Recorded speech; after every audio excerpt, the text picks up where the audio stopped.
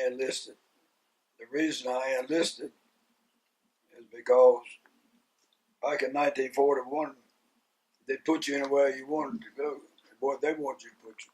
And I did not want to join the Navy because I didn't like the water, so I volunteered with the Army. Well,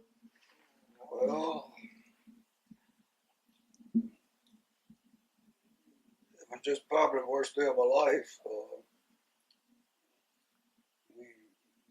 After I left Camp Wheeler, Georgia, they sent me to New York, from New York to England, and I stayed in England and trained 2.5 years. And then also I spent 6 weeks at Brass Island, special training for the Rangers. And then they divided us up and sent part of us to 29th Division, some of them to the 1st Division, and I got 29th Division. And of course, we trained in England for about 2.5 years before the invasion. And, I guess loading on the boat for the invasion was about one of the worst things because you knew what was going on and you knew what was going to happen. And we went out on the 5th of June, which was supposed to be the day of the invasion. But if you remember, they had a bad storm that night. So we'd go back in port to England, leave the next morning, and we left about 2 or 3 o'clock in the morning at the English Channel. And then about 6:10 in the morning, we loaded on the LSTs and a bunch of different boats, and we circled the mothership up till all night, and people getting sick, vomiting, and everything else in the boat. It was tough. But anyway, we about 6:10 at the beach. We hit the beach in the morning at 10 minutes past 6.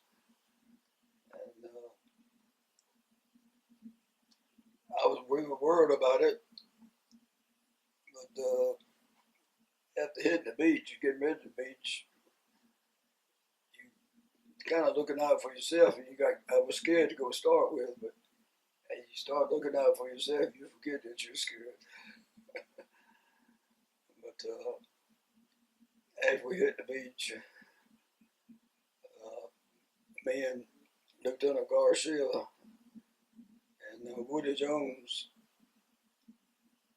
we made it to the beach when one of us getting scratched, getting shot at everything. And we turned around, so many of our guys were getting killed and wounded in the water, couldn't get out. We went back, started pulling people out of the water. We did that for about 30 minutes, and neither one of us ever got a scratch. Bullets were flying all around us, and neither one of us ever got a scratch. And we were, good Lord, looking out for us.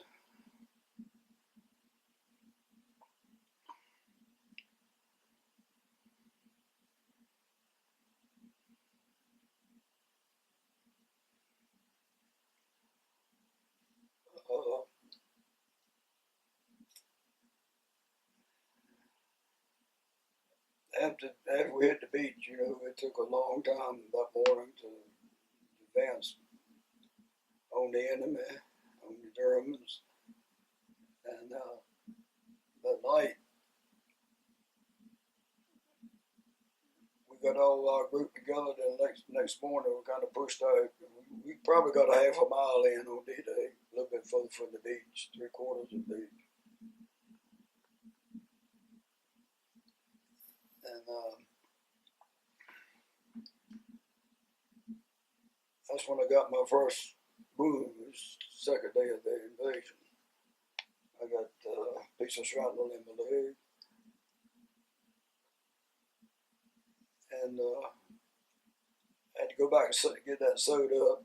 And the medics lost all their stuff coming in. And when they got ready to sew it up, they didn't have everything they did it with. So the guy said he handed me a bayonet and put in my mouth, clamped down on that. He said it ain't gonna hurt, but it ain't gonna hurt quite as bad. But anyway, he sewed me up.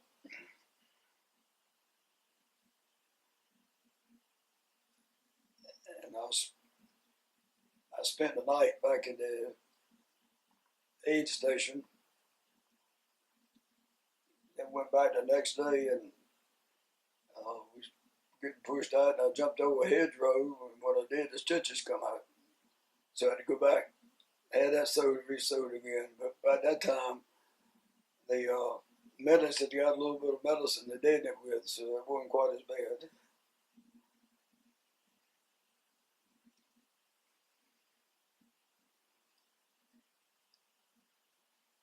And of course, we fought on through. I think probably the next biggest battle was St. Louis. We had to take St. Louis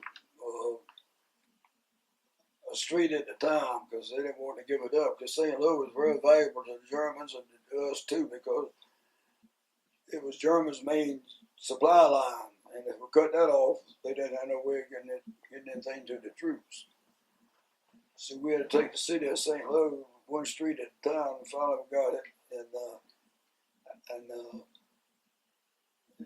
I guess that was probably one of the main battles that I was in the whole war, except the Battle of the Bulge, which will come later.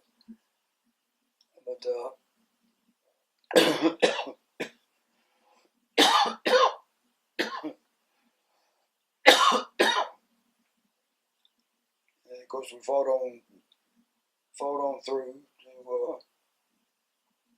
to just before we finished taking St. Louis when I got my second wound.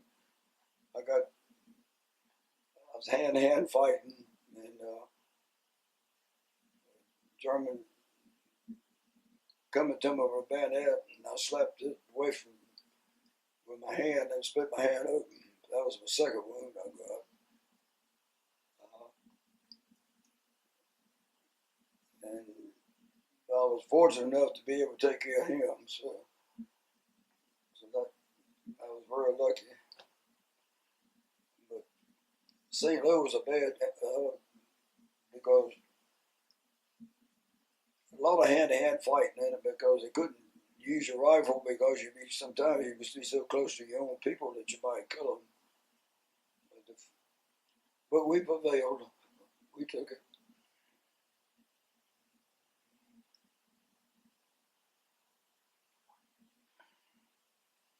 Of course, then we carried on through the German. Because I only stayed out about 10 days without hand wound. Because you go back to the aid station, they don't send you to a hospital, they take you to an aid station. So about 10 days, I rejoined my unit again. Of course, we fought on through for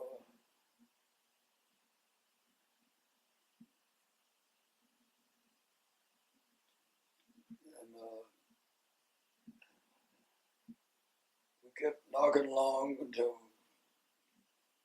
got by Aachen, Germany, which was another battle that we were in. And finally, we came up to the Battle of the Bulge. That was the killer.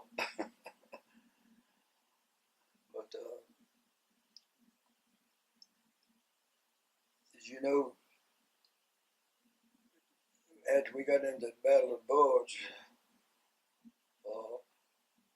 we got surrounded. Germans surrounded us. And we were running low on food, running low on ammunition, and it was cloudy, and the airplanes couldn't get into us and drop us in the supplies because they didn't want to drop them. And next day, they found a little hole in the clouds, and they got in and dropped us some food and ammunition. And I went out with a couple more guys to retrieve it and bring it in. And of course, before that, you know, it snowed, and freezing, and everything else, and the Germans, you know, were dressed in white uniforms. It snowed out there; they couldn't deal with it. So at night, and a lot of times in the daytime, you had to share a foxhole with your buddy, and you sit back to back, and to see if Germans are coming anywhere. And of course, some of them were sneaking in, but fortunately, we were able to take care of them. And then get back to where they dropped the supplies into us. I went out to help the guy bring these big bags of stuff in that they had dropped to us. I felt my arm a little bit shaky, and I dropped the bag, and I didn't pay no attention to it. I reached over my other arm, and I'd been shot through the arm. And so we got back in, and the medics looked at it, and they patched it up. And they said, ain't a thing, we can't send you nowhere, no hospital, because we were surrounded. So the next day, or the next day, a couple of days, they turned Pat loose, and he broke the line, and so we could get out. They were taking me out to get me back to the hospital, and on the way out, a piece of artillery, what we call an airburst, you know, it gets down about 25 feet from you, and then it busts in the air and comes straight down. Well, a piece went through my helmet, and I got a silver plate in my head about the size of a silver dollar, a little bigger than a silver dollar. So that took care of it. I was in a coma for 3 or 4 weeks, and next thing I woke up, I was in a hospital in Paris, and then they shipped me to England for a hospital in England. And after that, England, they decided they patched me up the best they could, and put me on a hospital ship and sent me back to the States. And the doctor asked me where I'd like to go. I told him I'd like to go to England, to Richmond or Asheville, North Carolina. He said, well, which is the closest? I said, Richmond. He said, okay. He said, we'll send you to Richmond. So after we got back to New York, it took 11 days to get back to New York. And we stayed there a couple of days. And they loaded us on this hospital ship, a train. And I told the nurse I was supposed to get off at Richmond. And she didn't say anything. So we started out. And this so happened, my stretcher was in a window where I could look out. And I saw the sign after we traveled a long time that said Richmond. And I said, I'm going to get, thank goodness I made it this far. But the closer to Richmond we got, the faster the train got. That thing never stopped in Richmond. We rode for 5 days and nights on the whole train. And so we ended up one night somewhere, and the guy came in, the medics came in and said, we'll unload you tomorrow morning. So I asked the guy the next morning, I said, where are we at? He said, son, said, you were in the middle of California. And that's where I ended up. So I stayed out there I stayed in the hospital out there about 15, 16 months. I had 13 different operations. The guy asked me after I got where I could move around. The company commander that I had in Germany was very close. We were very close. And somehow or another, he found out I was in California. And his parents, that's where he was from. And his parents were from California. And he got in touch with his parents, and his parents looked me up in the hospital one day. And they said, after you get where you can move, go back and forth, you're going to spend the weekend with us. I said, I'll be glad to. So they were very good to me. In fact, they come got me every other weekend. We carried them home with them. They were very nice. It helped a lot being that far away from home and not knowing anybody out there. So after I had some of the operations, but the only thing we had to do was play pinochle. Sometimes 24 hours a day. And the worst thing being out there when the food was concerned, we had a lot of dead. We eat a lot of horse. You could smell that stuff a mile before they cooked it. Of course, there's a lot of fighting in and out of between D-Day and Battle of the Bulge. And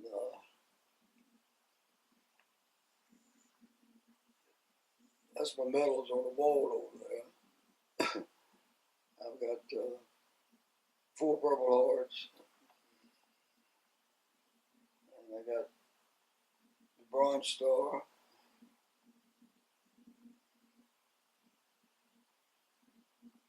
got the Bronze Star, Silver Star, Combat Instruments Badge, and Battle of the Bulge Medal,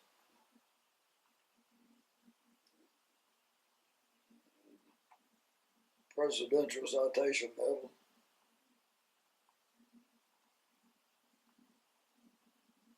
and I got one medal that I'm really proud of, and I go by and look at it every day, and I wonder how in the world that I got it. And I asked my wife what she thought. She said, I don't know how you got it either. That was a good conduct medal. And then, of course, the French government, they gave me the French Medal of Honor, whatever they call it. I also got that. And I got the D-Day medal. Just a few little things, but that later mean